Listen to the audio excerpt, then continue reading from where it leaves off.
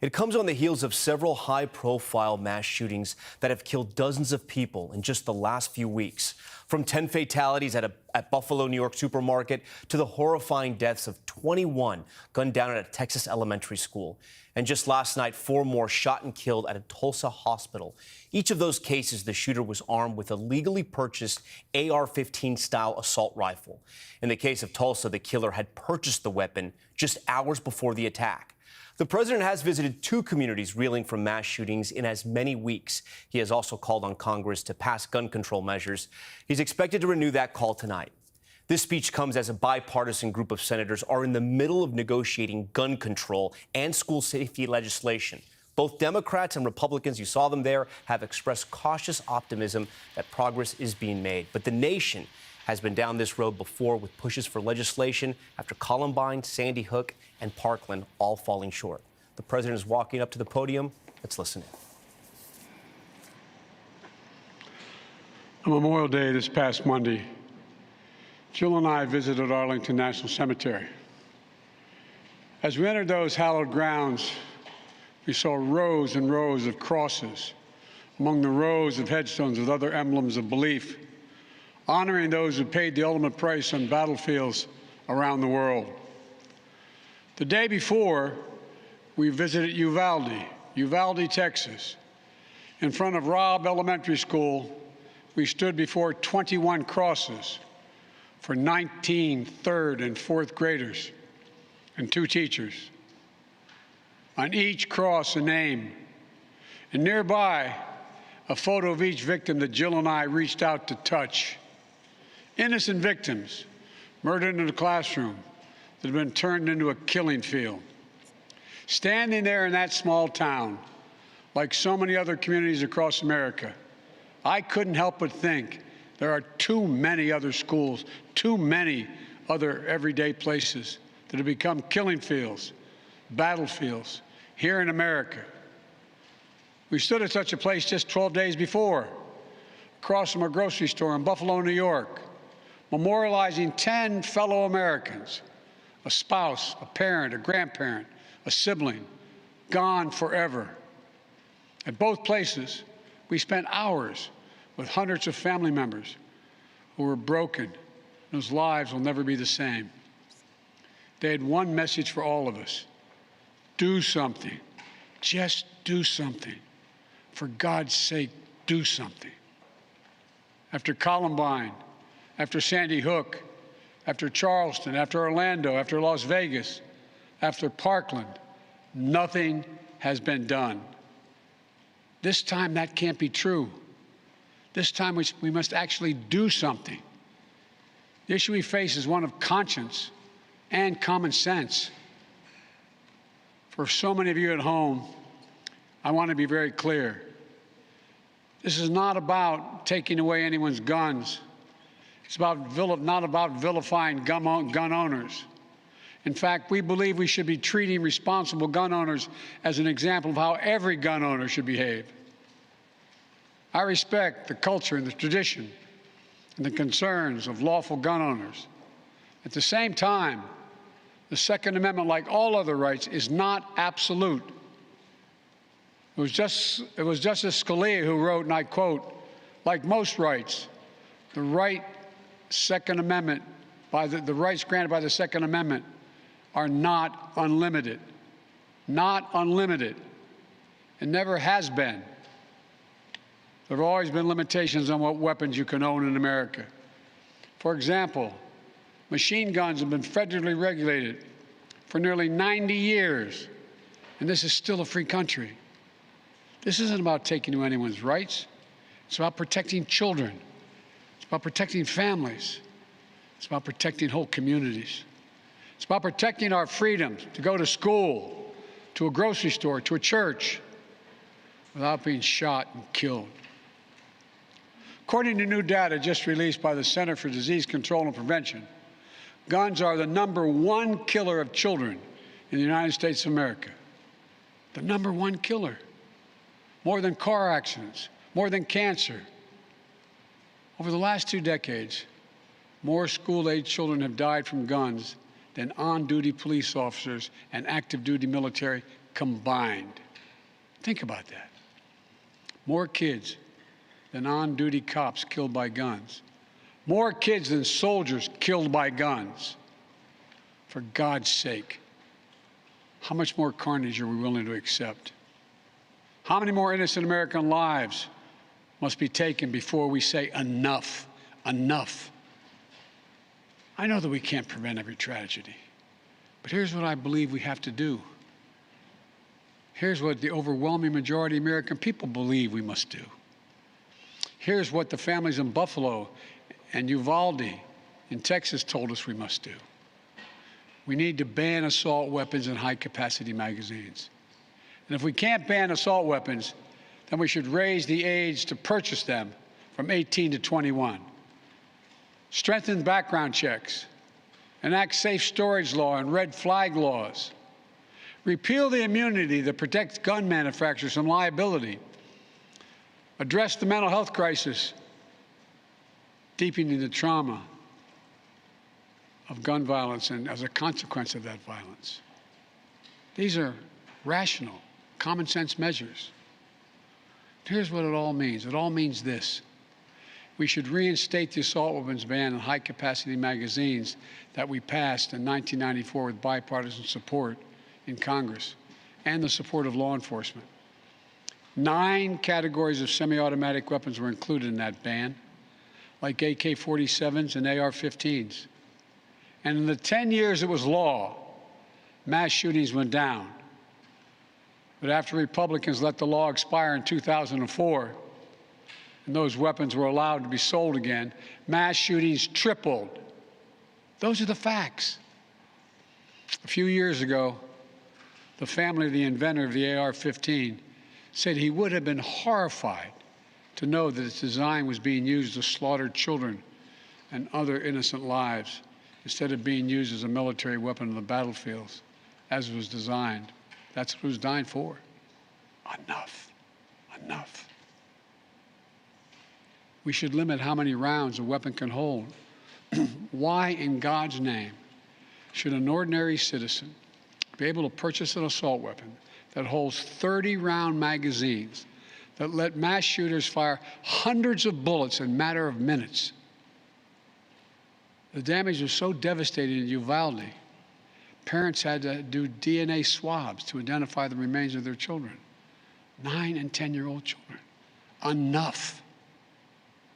We should expand background checks to keep guns out of the hands of felons, fugitives, and those under restraining orders. Stronger background checks are something that the vast majority of Americans, including the majority of gun owners, agree on. I also believe we should have safe storage laws and personal liability for not locking up your gun. The shooter in Sandy Hook came from a home full of guns. They were too easy to access. That's how he got the weapons. The weapon he used to kill his mother and then murdered 26 people, including 20 first graders. If you own a weapon, you have a responsibility to secure it.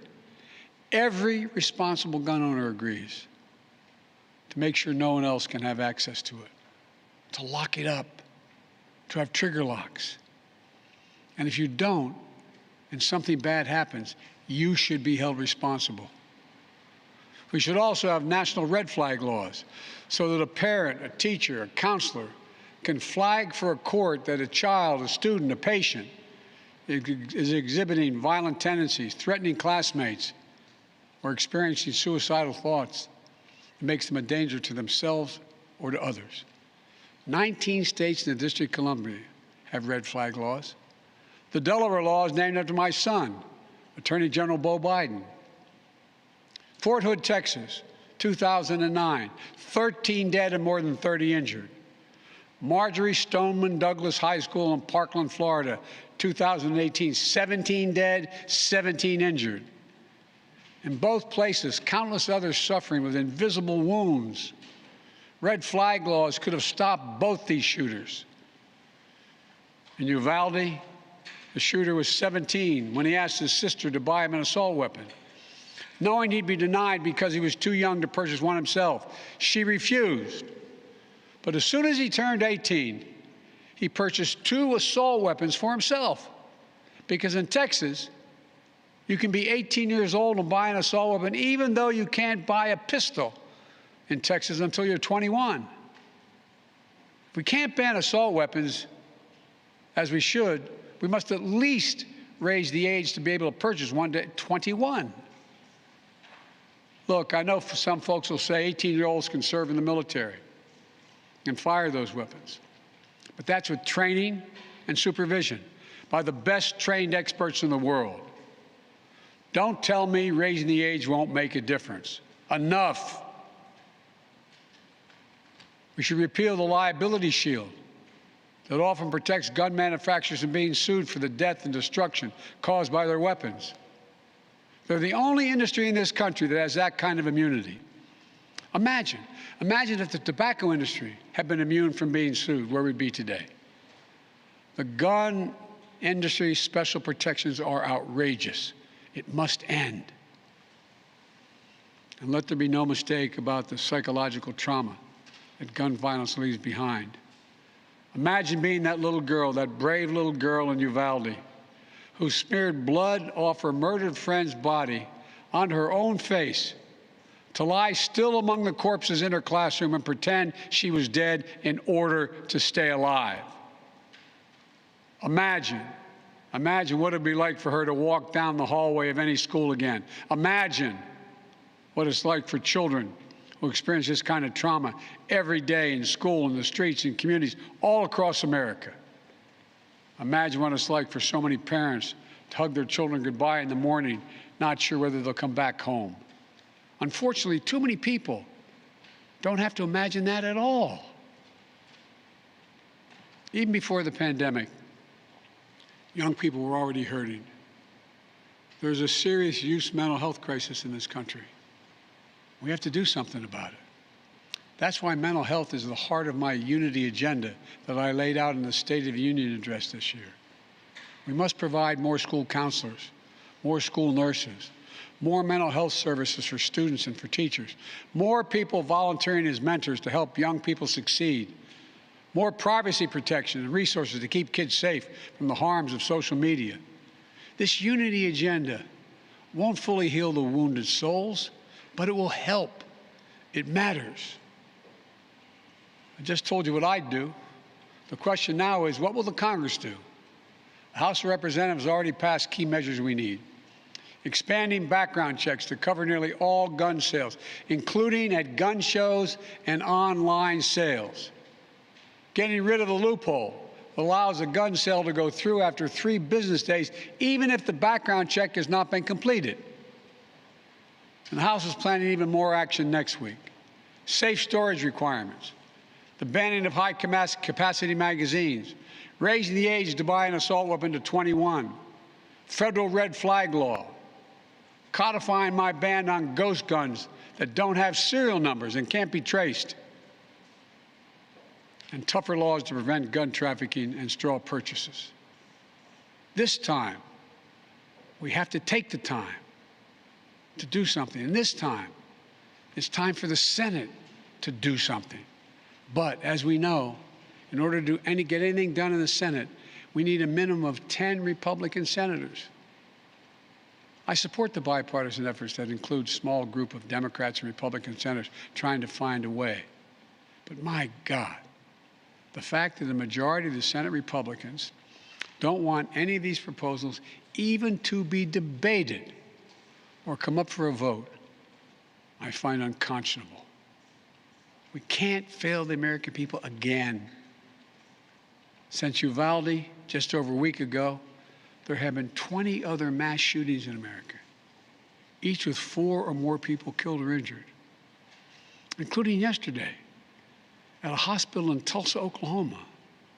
A shooter deliberately targeted a surgeon using an assault weapon he bought just a few hours before his rampage that left a surgeon, another doctor, a receptionist, and a patient dead and many more injured.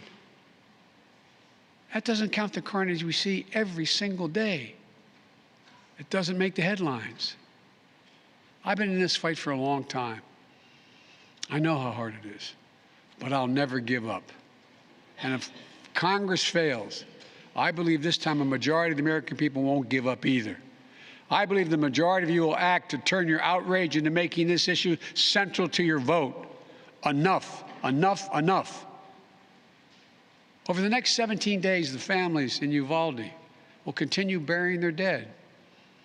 It will take that long in part because it's a town where everyone knows everyone. And day by day, they will honor each one they lost. Jill and I met with the owner and staff of the funeral home as being strong to take care of their own. And the people of Uvalde mourn as they do over the next 17 days. What will we be doing as a nation? Jill and I met with the sister of the teacher who was murdered and whose husband died of a heart attack 2 days later, leaving behind 4 beautiful orphaned children, all now orphaned. The sister asked us, what could she say? What could she tell her nieces and nephews?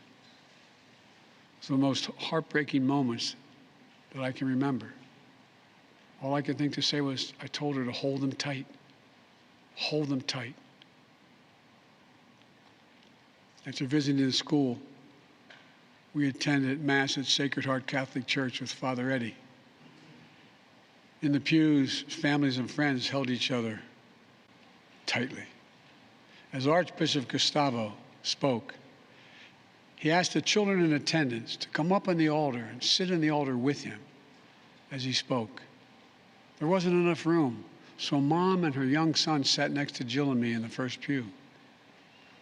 And as we left the church, a grandmother who had just lost her granddaughter passed me a handwritten letter. It read, quote, erase the invisible line that is dividing our nation. Come up with a solution and fix what's broken and make the changes that are necessary to prevent this from happening again. End of quote. My fellow Americans, enough. Enough. It's time for each of us to do our part. It's time to act for the children we've lost, for the children we can save, for the nation we love. Let's hear the call and the cry. Let's meet the moment. Let us finally do something. God bless the families who are hurting. God bless you all. From a hymn based on the 91st Psalm sung in my church. May he raise you up on eagle's wings and bear you on the breath of dawn. Make you to shine like the sun and hold you in the palm of his hand. That's my prayer for all of you. God bless you.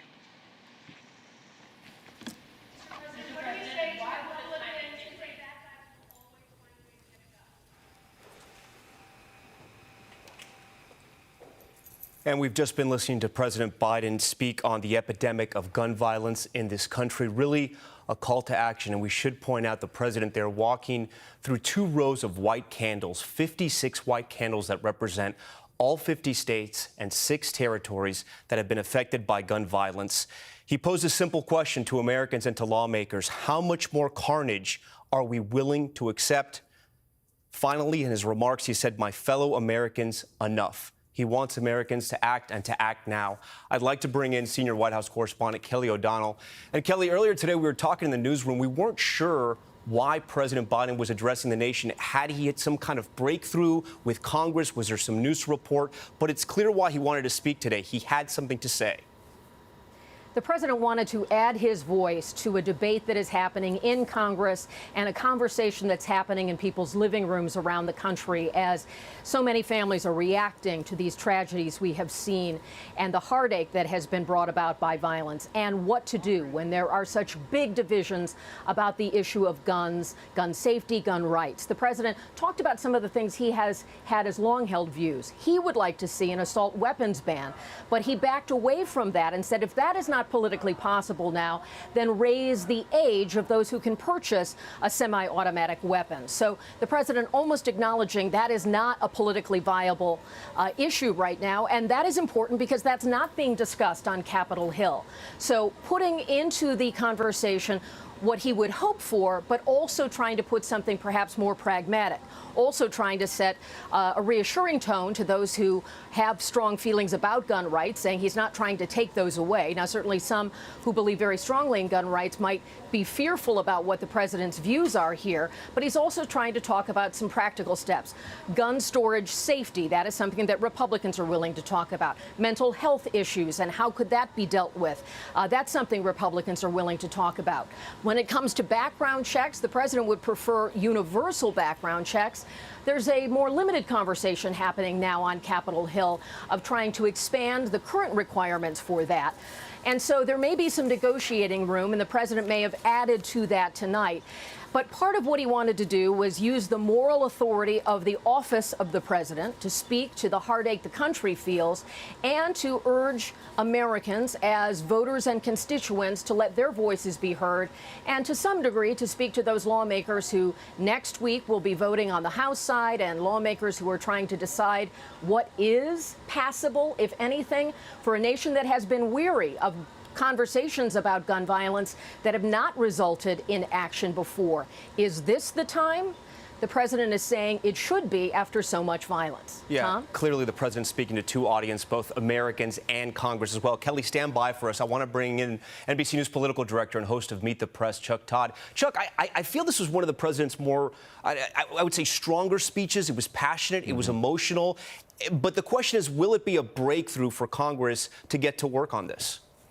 Make no mistake, Tom, this speech doesn't happen if they don't think they're going to have something to sign. Now, what is that bill they eventually get? It could be very, very minimal. It could be a red flag law and some expansion of the background check system. It could be very small. I think even just raising the age from 18 to 21, as the president called for, as Kelly was mentioning, I think that's possible, but I don't know if there's 10 votes, Republican votes in the Senate for that right now, but that doesn't mean you don't get there.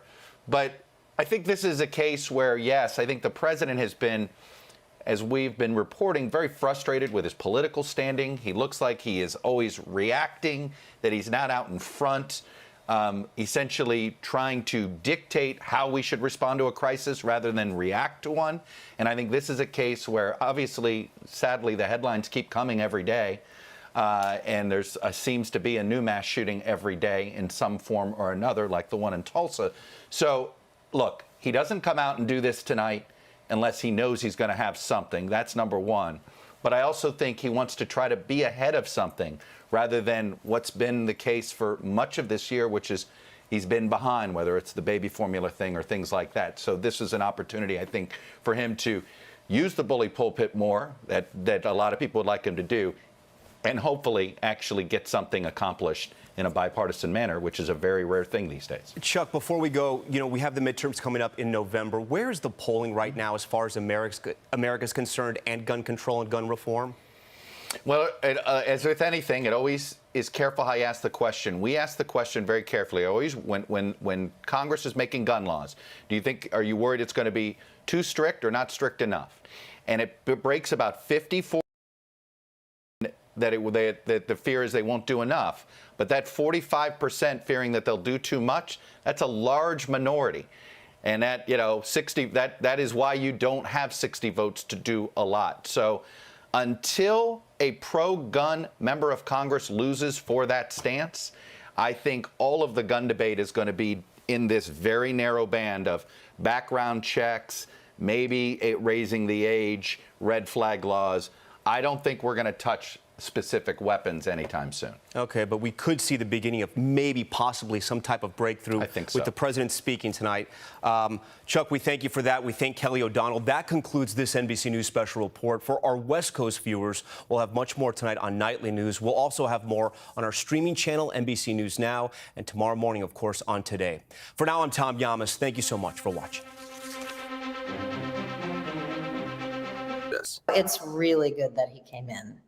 So, we're saving his life. Ian Cole, NBC Bay Area News. When we come back, Coco takes center court. The 18-year-old tennis phenom heading to her first Grand Slam final.